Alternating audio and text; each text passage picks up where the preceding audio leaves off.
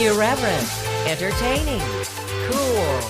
You're listening to LA Talk Radio.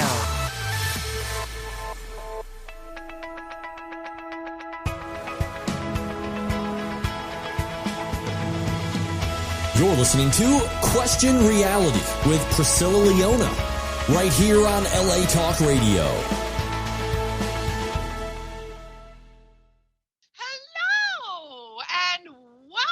Question Reality Radio Show. I'm Priscilla Leona, host and producer of this show, and we are coming to you live. At least I think I'm still alive. God, sometimes I wake up, I'm like, am I alive? I don't know. It just, I feel like I'm in a daze. There's just so much going on these days. And we're trying to do catch up, right? Catch up from the pandemic and squeeze in as many activities as possible. But as far as I know, we're living over here, and we're coming to you live from Los Angeles, California.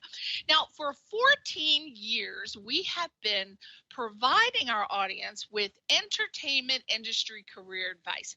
Now, this show is for you if you are questioning your career reality, like how I tied that in there. Very cute. About pursuing a career in show business, or if you're already working in the entertainment industry and you just need some tips, advice, or some resource information on how to elevate your career status. Now, guests on our show include Emmy winners, Grammy winners, Tony Award winners, reality TV stars.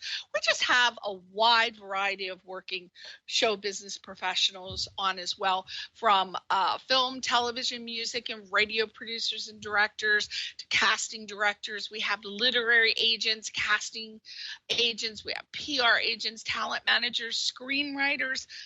I'm getting a little verklempt over here. Publicists. I've been talking all day. I think this is my 20th phone call. 20th. It's getting real with the verklemptness over here.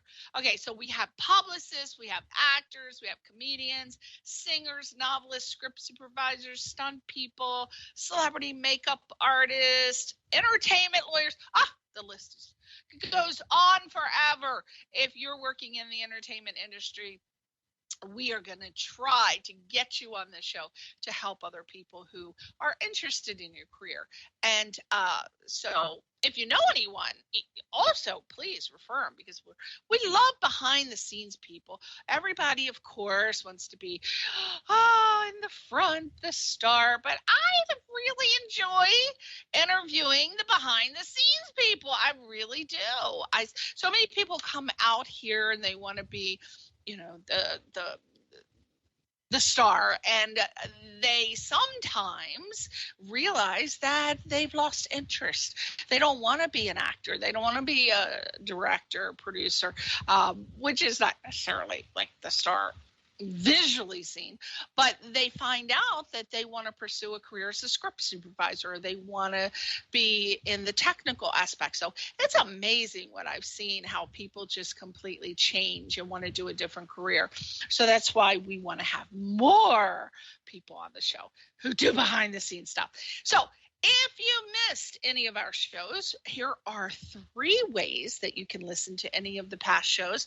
Number 1, via our free mobile app from the App Store, the Google Play Store. Number 2, we're on iHeartRadio. We're on iTunes, Amazon Podcasts, Google, Audible.com, Stitcher.com, et cetera, et cetera. All you have to do is Google us, and you can find all of the venues and platforms that we're on. And lastly, you can listen to any of our shows directly from our archive page, which is the website that you're listening to us on right now, latalkradio.com. So just look for the show title, which is Question Reality, or you can look for my name, Priscilla Leona, and there you go. And we ask that you do us a little favor, little itsy bitsy teeny weeny yellow polka dot bikini favor. So we ask that you subscribe to our podcast via the Apple Podcast, and also to give us a like and a follow on all of your social media pages. We're on Facebook, Instagram, Twitter, LinkedIn, and YouTube and TikTok. Yes, TikTok. TikTok's the new one. I had to adjust to the whole TikTok situation. But we're under my name, Priscilla Leona, which brings me to my tip. Everybody, you know I tell you this every week, and still I see people doing it. Branding. When you are pursuing a career, in any career, but specifically the entertainment industry, it is so important that you keep your branding consistent. Think about it carefully. Do you want to have your name, Jane Smith? Or what is it? John Smith. Is it Jane Doe John Smith? Yes. Do you want it to be your name? Do you want to be, if you're a brand, pick a name? But I see constantly over the social media platforms, when you go, say, for example, if you're an actor or director or producer and you're trying to get work and you go to these networking parties or you go out and about and they say to you, oh, do you have, people don't really do business cards anymore, but they'll say, oh, what social media platform, where can we be Instagram friends? Can we be Facebook friends? And if you have one name for your Facebook account, a different name for your Instagram, a different name for they are going to have a hard time finding you. A lot of actors are like, I don't know what I'm doing wrong. I do this and I do that and I do this. And I say to them, do you have all of your branding consistent all across the social media platforms? Well, no, I decided to, I really like the name Twinkle Twinkle Little Star. That's my Instagram. And, oh, I'm so cute like a rose on my Facebook. How are they supposed to find you? Now, just ask yourself logically, how are people supposed to find you? Go by your name if you can. If you don't want to do that, then pick something and stick with it. But it's going to be really hard, because if they know you as Jane Doe and they're looking for you, they go to Google. People have a 10-second attention span. So if they go to Google and they met you at some party or somebody referred you, they're going to be, oh, what was her name again? Oh, that's right, Jane Doe. They Google it. Oh, gee, they can't find you because you've decided to put your handle as Twinkle Twinkle Little Star, or I'm so hot, or my milkshake brings all the boys to the yard. Something cute. They're not going to find you. So there you go. They've moved on. 10-second attention span. So please, I cannot stress this enough. You ask any casting director. I'm friends with some of the biggest casting directors in the business. And this is what, if you want to listen to any of my past shows, you will hear them say that. Keep your branding consistent or we won't be able to find you. Bye. Okay, so enough about that. We're moving on. Finally, if you want to be booked on our show to promote and showcase your talents, current or upcoming projects or podcast products. If you also want to help listeners by providing much appreciated entertainment industry career advice, then you want to go. Okay, so you know how I talked about that 10-second attention span? You are going to have to go to our official website, which is questionrealityradioshow.com. Wait a minute. Question. Yeah, that's it. I forgot what it was, because you know what's happened right now? I don't know how, but Google has decided to play some sort of psychotic music in the background. It heard my voice, because you can hear me from here to New Jersey, and it has picked up something I said, and it's playing some weird music in the background. I don't even know what's going on. I don't know how I'm going to stop it while I'm in the middle of doing this interview, but you might have to hear me say, Google, stop. So be prepared. Anyway, go to our official website, which is questionrealityradioshow.com, not the website that you're listening to us on now, which is obviously latalkradio.com. This is the website where we air our show. So again, go to questionrealityradioshow.com. This is where you can see the annual guest schedule. You might want to go there and take a peek at who the upcoming guests are and check out their sites. So to submit for our show, just click the contact link. Really, really, really easy and short. We just need your name, email, title, and website. And that is it. All right, moving on. You know what? Pardon me 1 second. I'm going to just say this. I can't. It's driving me crazy. Hey, Google. Stop. Oh, God, it's not stopping. I think it's gotten louder. Hey, Google. Stop. Oh, my God.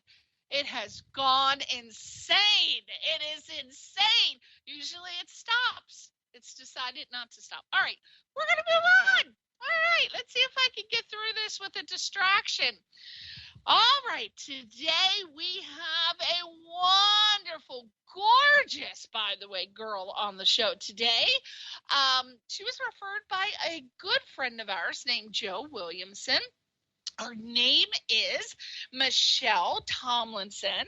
She is an actor, producer, director, acting teacher, filmmaker. She does it all. She's a multi-hyphenate, of course, what most of us are in the entertainment industry.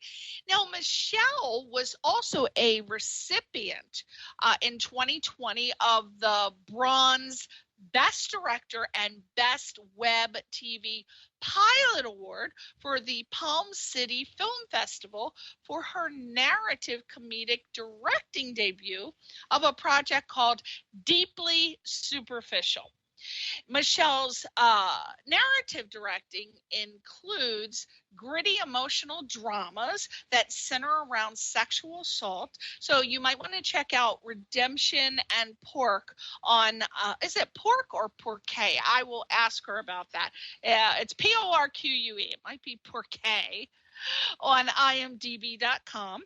And Michelle has a documentary entitled Edge, which is currently in post-production. And Edge was first inspired by a conversation with former Governor James Mountain of I hope I don't get this wrong, San Ildefonso Pueblo. You gotta pause for a second. That's a hard word for me. About language being a living thing that can die and lead to catastrophic events for Native American cultures. And Michelle coaches and teaches actors from ages 8 through 80 at every skill level. And she also does private acting sessions and workshops where she does holistic approaches. So I'd be interested to find out what that entails. We're going to ask her about that. And I love her favorite quote. It's, "Don't be satisfied with stories, how things have gone with others. Unfold your own myth." Love that, by Rumi. Or is it Rumi? Again, we'll ask her. Michelle is represented by Carissa Mitchell, talent agent at Mitchell and Associates Talent. And the website is mitchelltalent.com.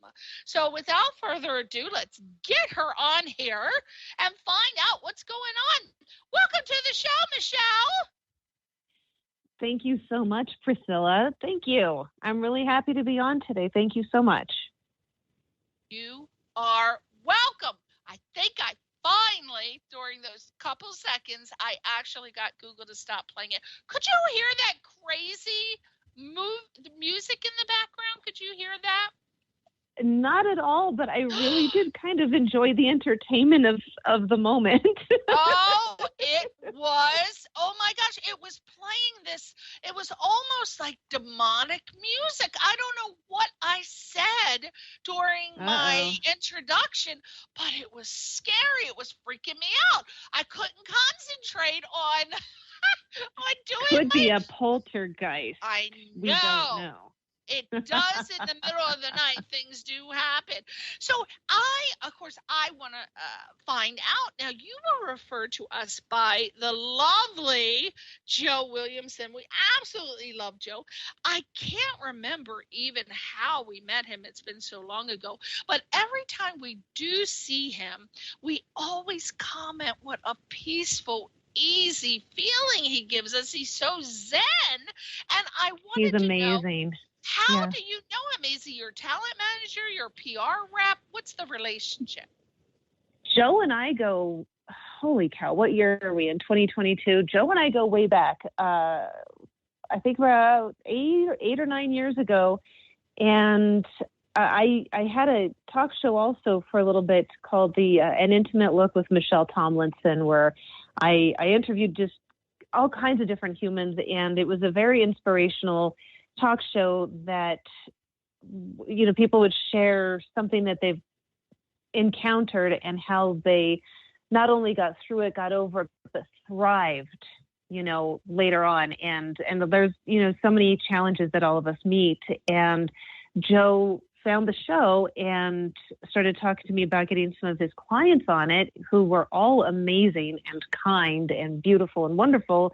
And then I just totally fell in love with Joe's everything about him. He's a kind, good, solid human being. And you're right. I mean, he's always very chill. Even when he's stressed out, he's very chill. The way he handles himself is with a lot of grace, a lot of integrity, and a lot of kindness, which is why he continues to have so many people around him that reflect that back to him immensely. We all adore him, and he's my go-to guy for all things PR. And I mean, to be completely honest, I adore him. He's a good human. He seems like it. I knew it right away. Yeah. Love that, Joe. Love him. Now, I'd love to start with the origin stories of my guests.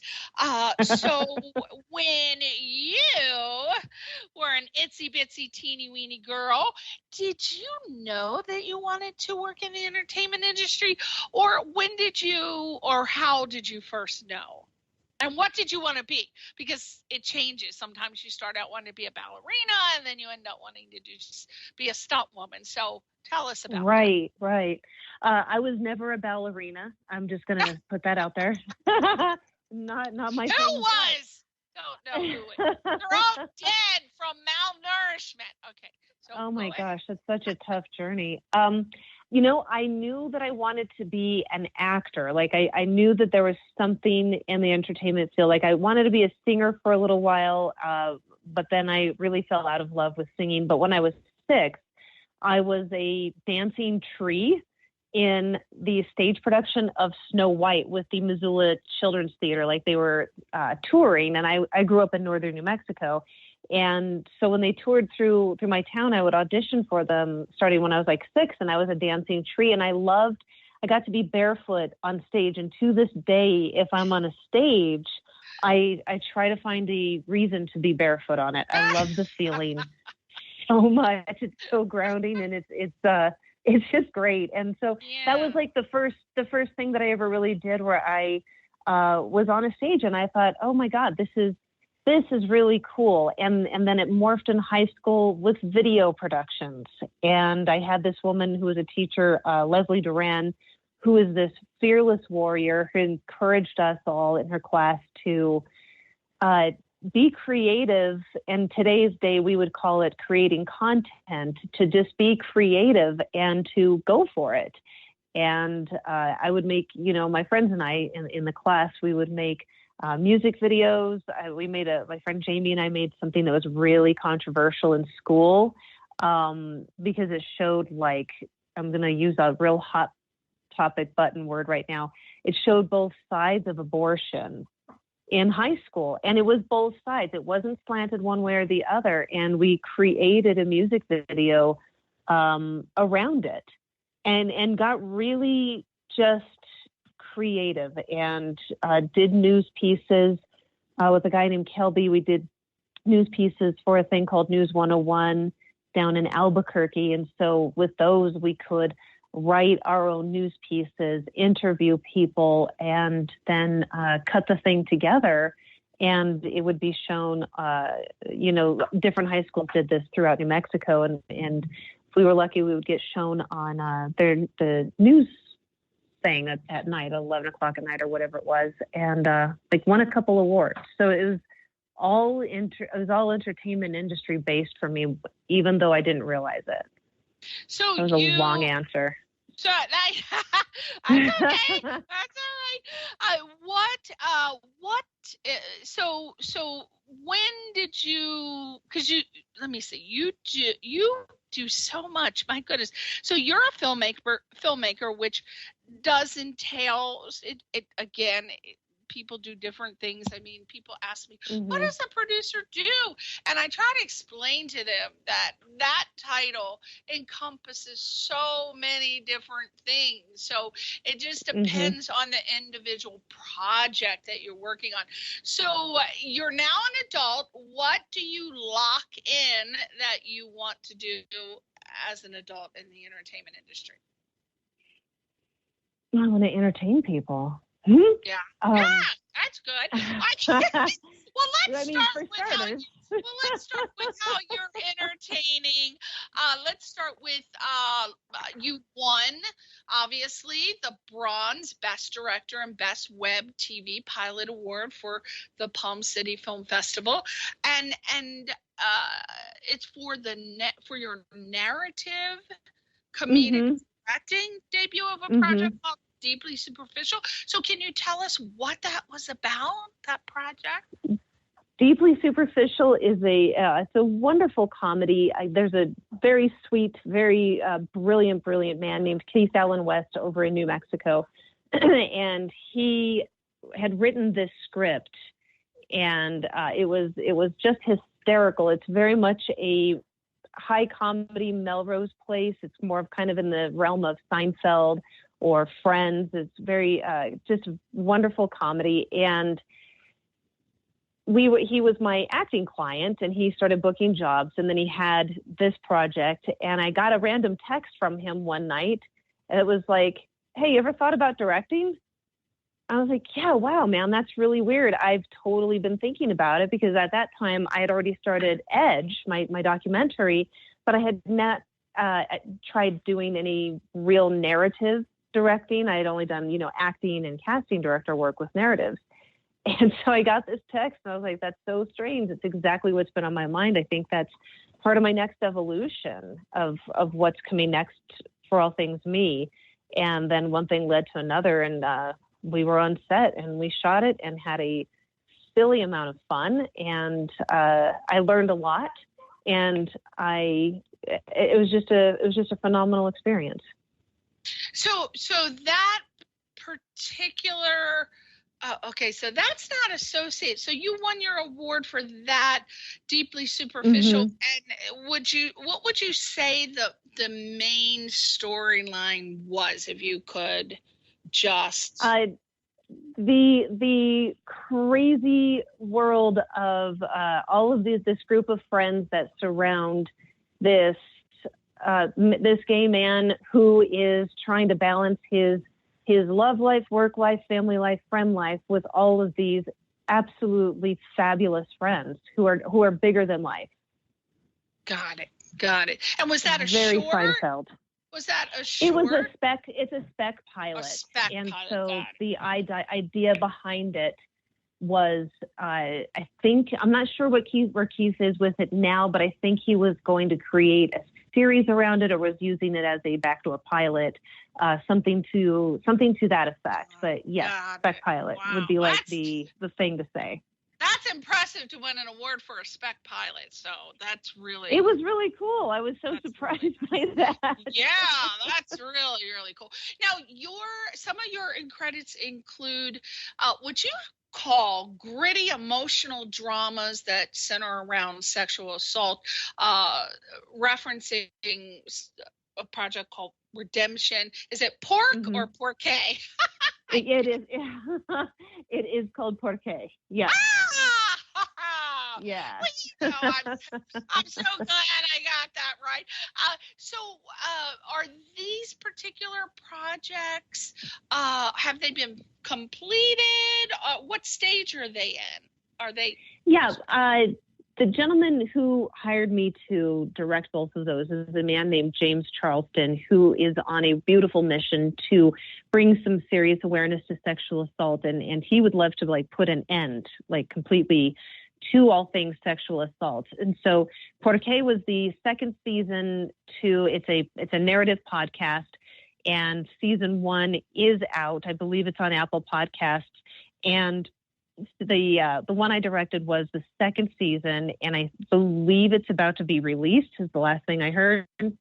Redemption, we did this as a complete experiment, and we shot everything over Zoom, and it was really intense because it shows these 3 different areas of sexual assault, from somebody who's a victim, somebody who's she's like the therapist, and her history has been that she was a victim of sexual assault.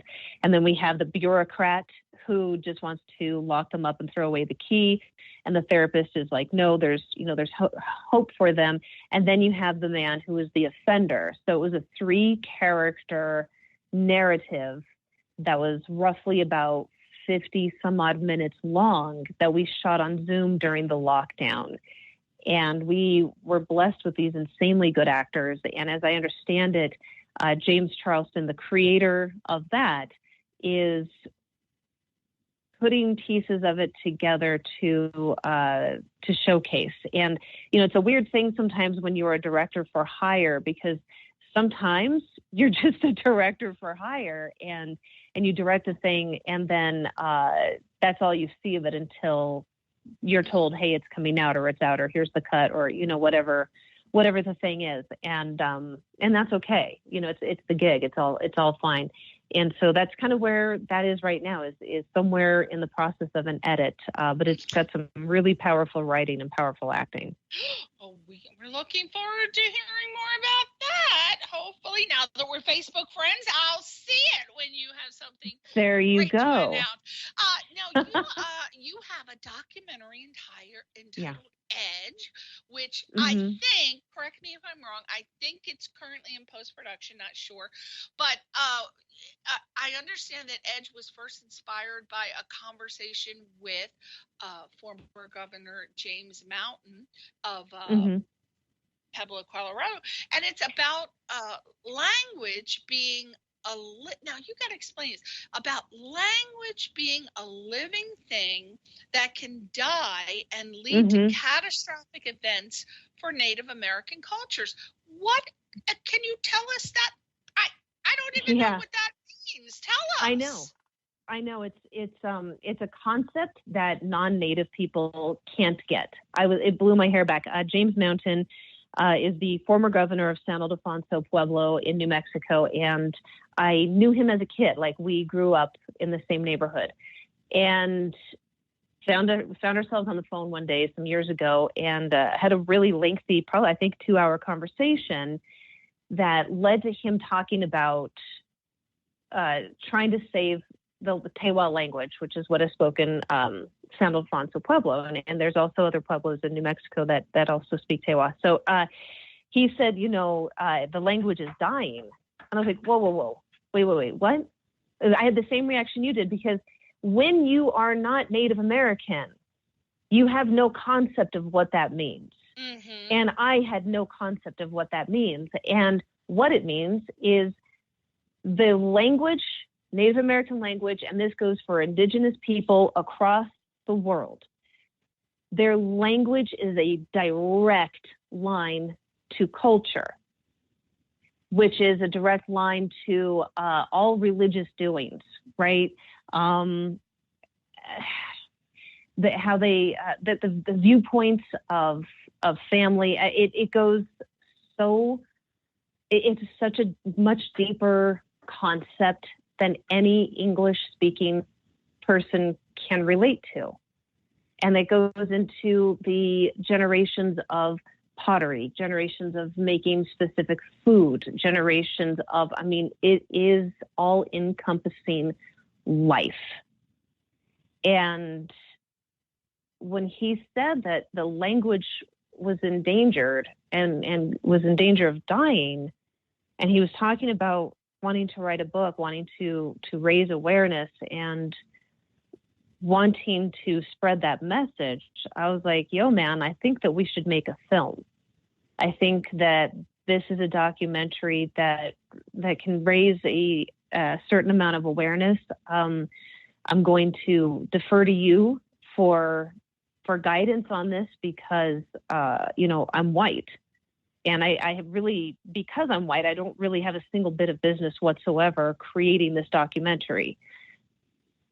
And James Bain Santo-Defonso had all of the knowledge and understanding of the importance. And the more research I did on my side of the fence to understand through reading different books, through different people I started following on Instagram, through, I partnered up with one of my very best friends, Lori Bowen, who is insanely brilliant. She is one of the smartest and most amazing women I've ever met in my life.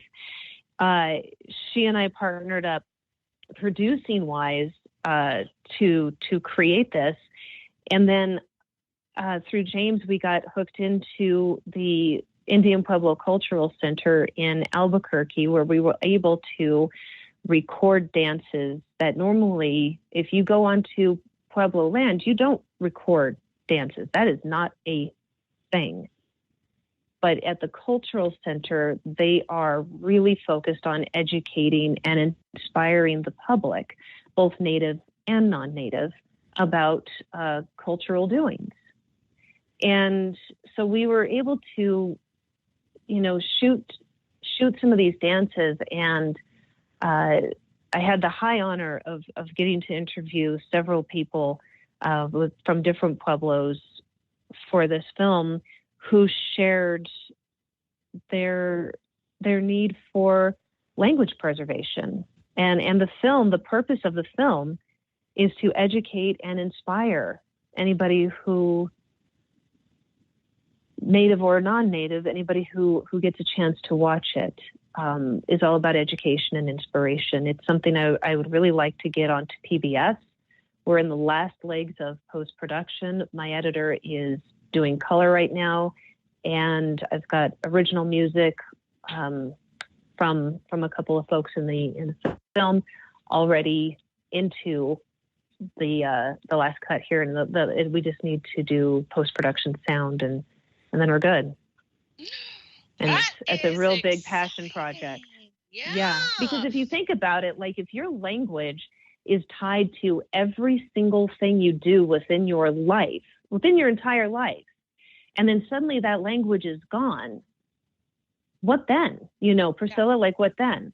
And it's not just language. It's also within the Native American community. It is also the teachings are not being passed on because the younger generation they're just not interested in carrying on like the medicine man sort of activities and the healing and the rituals that have been in those cultures for hundreds, probably thousands, I would say, years.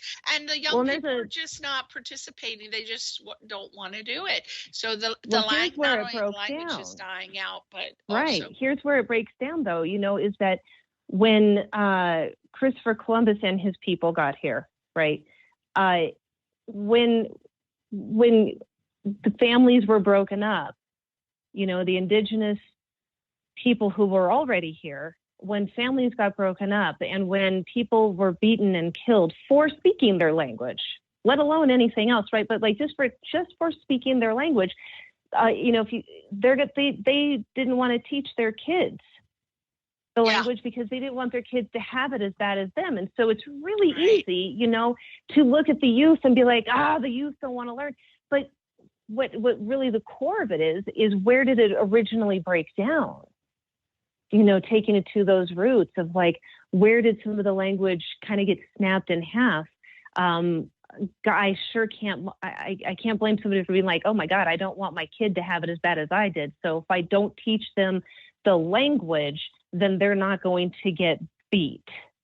Mm-hmm. So, Right. if you think about the root of it, I mean, you're right, the youth and all of that, of course, but if you look back and find the reasons and pull that thread, then you're looking at a much larger picture. Well, what are in your film or in any film that you know of? Is it are there any steps being taken to reinstitute or incorporate back into the lives of the young people? Any kind of focus on the importance? Yeah. There's a woman named oh man, I just had it. Her last name is Mokino. I think it's Trisha Mokino. If I have her name wrong, I'm desperately sorry, but that's what's coming up in the back of my head. She and some colleagues of hers, she's also in New Mexico, is teaching the Keres language to the kids of her pueblo, teaching the Keres language in, preschool, in Montessori school. And so it's hitting schools, and a lot of indigenous people of the country, and I assume of the world, but as I only understand here, is they're working really hard to teach it in the schools. A gentleman that I got to interview named Von Awalate for Edge, he's Zuni, and he was talking about how a lot of kids learned Zuni in school. And so they're getting a lot of duality with the language, of speaking English and some of their own languages. So there's a lot of big movements going on. And so hopefully that is a thing that does help. And there's also a movement, I feel, that has started of really asking the elders, or the youth asking their elders about language and traditions, and getting more involved that way. And, to each their own of what that journey looks like. But I believe that there is, I like to believe, and I'm an optimistic lunatic, but Yes. I like to believe that there's some real movements happening, and I'm just right, and I'm just happy to support. I'm really just happy to support. I grew up in northern New Mexico around, everybody around all kinds of life, and I just want to support and love. Well, we are excited to find out about this documentary. My goodness! Now you are also working on, or you tell us, portals. Is it portals or portales? Because I'm always giving an alternate. You are the cutest. I'm always giving an alternate. What is it? What am I trying to say? It's an alternate name. It's portales. Yes. Yes, it is portales. Portales, there you go. Well, at least I'm guessing it. It's one or the other. I mean, exactly. You see? Portals, and I don't say or portales, right? So tell us about this. Are you what particular function do you have on this film? Are you producer, director? What is I'm it directing about? it. Yeah. Okay, there's a gentleman named Michael Miller who was in Deeply Superficial that I worked with him as he was an actor. I was director, and we got along really great. And he said, hey, there's a feature-length script that I would love to send to you to get your take on it and, possibly talk about directing. I was like, oh man, yeah, that sounds great. And so he sent it, and it is a really sweet story. It is something that is in the development phase, as one would say, and it centers around a love triangle, and there's a man with Alzheimer's in it, and it's just a warm, touching story about a small town, and it was originally called something else. And when I read it, it was supposed to be set in a West Texas town, and all I could see was Portales, New Mexico, where I went to college. And I was like, this is southeastern New Mexico, which is just a skip away from West Texas. Why don't we call it Portales and see about shooting there? So we've been in conversation with the Chamber of Commerce there, with the university there, to bring this thing full circle where I went to college and graduated, to bring it and shoot it there and give, people there, some of the students and stuff in school, like the film business on-set experience for them and make the film. It's a sweet, sweet, tragic, heartwarming film written by Tish Miller, who's Michael's wife. So it's a woman-driven character, woman writer, woman director, woman producer. Terry Fuchik is our producer on it. She's one of the high board members. I'm totally mucking up her title here over at New Mexico Film Foundation. She's brilliant. She's absolutely brilliant. So we have a strong team surrounding this project. I'm really excited about it. You're in the pre-production phase, right? Just raising money, et cetera, et cetera. Yeah. Okay. All the juicy part of it. Yes. All the juicy part. And what is going on with this feature film entitled The Penny? Now, I love that title. The Penny. I love it. You sold me on it already. What is it about? What's your function on it, or what's your position, and what is it about? I'm a director again. It's really interesting. Like, Keith Allen West kind of popped the top for me directing narratives, because I have a few now that are all in different stages of development and pre-production and script development and all these things. And The Penny is it's a morality tale. It's about what happens when we can be greedy about the moment. It's almost like winning the lottery. The Penny is loosely based on John Steinbeck's novel, The Pearl, which is a gut-wrenching tale of what happens when we kind of strike gold, and how our lives can be affected by greed, not only our own greed, but the greed of others around us. And it's a really great morality tale about a woman who discovers a penny, and it's worth a lot more than a cent, and all that befalls her because of that penny. That penny. I love those stories. There was a movie, one of my favorites. I love all these types of movies where, this particular one, oh God, I hope I remember the title. I think it's called $20 or $20, and it was about this $20 bill that falls from the sky on the ground, and then someone picks it up. So it's all these vignettes of how that $20 bill gets passed, and as soon as it gets passed, it goes on to another person's story and another person's story. Oh, that sounds awesome. I tend to like those types of films. They don't make those anymore. I think that was kind of a 90s, 2000 to 2010 sort of theme that was going on, but this is similar to that as far as how it starts. You see the journey of the penny, and the penny itself is its own character. Right.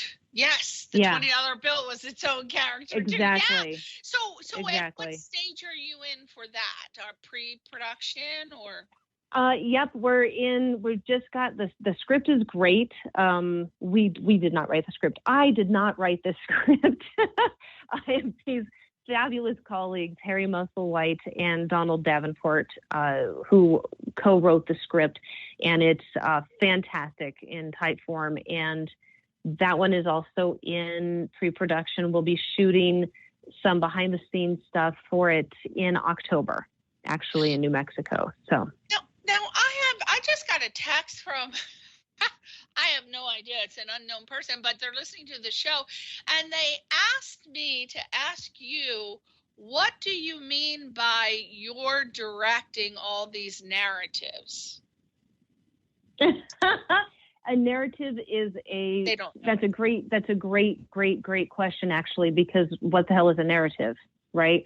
Yeah. It's scripted. Like, there's a difference between a narrative and a documentary. And so what I'm talking about when I say narrative is the format is a scripted project. So the feature film, The Penny, feature film, The Portalis, it's just called Portalis. Portalis There's another one that I'm basically co-writing with that is, I'm going to leave it untitled for right now, but it is a pure romantic comedy that is, the format of it is exactly the format from the 90s, but it is completely contemporary, and it is so insanely funny, and it's so insanely sad that my partner with it, Mary McDonald, who's another brilliant woman that I am lucky enough to know, we laugh and we cry as we edit the script. So narrative being scripted. Got it. You heard that, whoever you are, unknown person who texted me. There you go. Now back to, you also, because you have so many titles, you also have a title that includes that you are an actor's, I wouldn't say coach, you're an actor's, you coach and teach actors from ages 18 through 80 at every skill set, and as well as private acting sessions and workshops. What I'm interested in is you telling us what this holistic approach is that you say that you use, and how does this help actors as opposed to the traditional way of teaching? Well, there are so many ways to teach acting, and there are about 1 million methods. There's about 1 million books and 1 million different acting teachers. And so what I love to do is really understand where a human being, where the actor is coming from, and help guide them to their own truth. Because a lot of people are how do you put this? Like they misconstrue what acting should be, and they think they just got to pretend in a script and pretend and do this whole big thing. But really what they're doing is just avoiding being vulnerable, right? Or they're avoiding being angry, or they're avoiding different emotional things that come up in whatever the script is asking you to do. And so a thing that I really enjoy doing in private acting sessions is helping actors, and every age range comes into this, helping actors understand the truth of themselves and who they are in the scene. And if the scene is asking for a dicey emotion that they're not comfortable with, I love helping them become comfortable with the emotion so that they actually trust themselves to feel the thing. And a lot of teachers that I've experienced teach in like a shaming way of, well, how can you call yourself an actor if you can't cry, or how could you call yourself, and it gets really gruffy, and that is great for some actors. Some actors love that. That is not how I liked to learn, is being shamed, because it added so much to my plate of already feeling shameful in other areas of my life when I was primarily just an actor. And so I really do a little bit of hand-holding, unless it's for an audition, which is a completely different thing. Then it's get to it, cut to it, get the audition coached and rock it out. But I'm talking about where the teaching itself comes in, of really, really getting into those emotions. And everybody has something, whether it's vulnerability or fear or anger or too happy, too giddy. They hate comedy, they hate drama, whatever their thing is. I just like to really dig in and help them uncover themselves. It's really it's already in them. I'm just shining a flashlight on it to help them find it. Well, let me ask you, I get asked this a lot.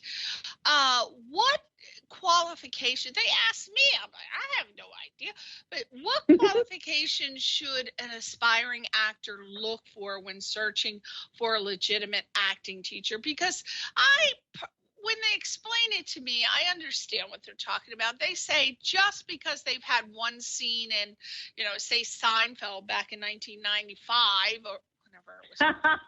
I actually am friends with David Schwimmer. I should ask him. I don't even know. I told him when I first met David, I said, I watched one episode of Friends and it just didn't resonate. I can't connect David. So he's like, don't worry about it. But anyway, so what qualifications should an aspiring actor look for when searching for a legitimate acting teacher? Because I've seen so many people have had one scene in one huge project, and all of a sudden they're calling themselves an acting teacher. Oh, I know. I particularly tell people, you know what? You cannot just spend your money. You're poor as a beginning actor. You have to do research, do your due diligence. You got to go on IMDb. What projects have they been in? What position were they an extra, or did they? Right. Are they? But you only want to take acting classes from people who have had legitimately guest star, co-star, starring roles. Who have worked. Because everybody wants to get money from you, so you better be careful. So what do you feel? There's a lot of different answers to this. You can also ask, if you have actor friends, ask some of your actor friends who they're studying with. If you're friends with somebody on Instagram and you see that they're working a lot, find out who they're studying with. Because it's a very, acting is a very social, it can be very isolating in one sense, but it's also a very social nature thing. And there's so many resources, but it starts with the people that you know. Recently, a friend of mine, one of my very closest friends who I've had since college, she teaches high school theater, and a young woman that my friend taught back in, when the girl was in high school, just decided that she wanted to step it up and become professional. She called my friend, and my friend called me and said, "Hey, are you taking any new clients? I have one of my old students. She's in her 20s now, and she really wants to study with somebody that she knows she can trust. And I thought of you." And so there's moments like that where she reached out to her high school theater teacher to find out who to study with on a professional level that's not in a parochial setting or of any kind. And so it starts with who are the people who are in the industry that you can ask. Also, Instagram, I hate to say it, but it's a great way to vet people to what are they putting out on social media. Are they working? Are they a scene study teacher? What type of acting teacher is it? What type of training are you looking for? What is it that you want? And getting started with understanding what it is you're looking for so that you know what to seek, if that makes sense. Because there's a big difference between scene study teachers, audition teachers, cold reading teachers, commercial teachers, improv teachers. So if you can at least understand what you want, and if that seems too nebulous and too big of a question, then comes reaching out to somebody like me, or there's a million of us that do these things, but to go, "Hey, I need a business consultation." Absolutely. And you have a business consultation, which I start out a lot of my clients, a lot of them, their first session with me is a business consultation to understand what their goals are, what's their electronic package look like, how can I help them reach the next level for them, and how can we combine our efforts? Because you need to be with a teacher or a coach or whatever where you are a team. It's never a dictatorship. And if it feels like a dictatorship, you're not getting enough out of your situation. It's a team effort. You bring the work, the teacher or coach guides you to the place you need to go. Boom, done, cut and dry. There you go. Well, you know what? We're out of time. I swear to God, I could talk to you like 15 hours nonstop, but I'm already over. I'm going to get into so much trouble. Okay, so everybody, please go to Michelle's site. Give her a little thumb, a little follow. You've heard from her. She's totally legit. She's extremely intelligent, and she did not overuse the word like 1,000,001 times. I'm so impressed with her about that. I didn't know I was being tested. That's one of, you weren't, but it's one of my pet peeves, because so many people write in after the show. And I mean, I have like, oh my God, hundreds, thousands of people who listen to the show, and I get so many emails. And one of them, I say, I don't really take her seriously or him seriously. He said like 23 times. And I'm thinking, oh my why God. would that Yeah. even affect your life? Is that all you're focusing on? But anyway, that's how people are. So anyway, go to MichelleTomlinson.net, MichelleTomlinson.net. And she's also available on Instagram at, it's Michelle Tomlinson. Her name was probably not available. That's why she didn't, keep it consistent. And Facebook at Mighty MCT. Oh my God. Oh, there you go. So Michelle Tomlinson, follow her. She seems super cool to me. We loved having you on the show. Say goodbye to your fans, Michelle Tomlinson. Thank you so much, Priscilla. It was an honor to be on today. Thank you. You are welcome. And we will see you next week on Question Reality. Bye. Take care.